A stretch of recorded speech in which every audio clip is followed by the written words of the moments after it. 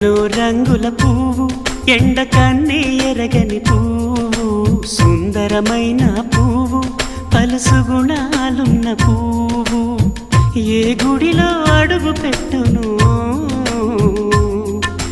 దేవుడు చల్లగా చూడాలి ఆ పువ్వుకు పూజలు చేయాలి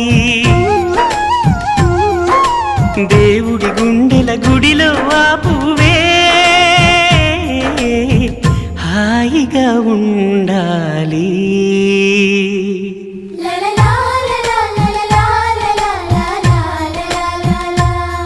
ఒక తోటలో ఒక కొమ్మలో ఒక పువ్వు పూసింది.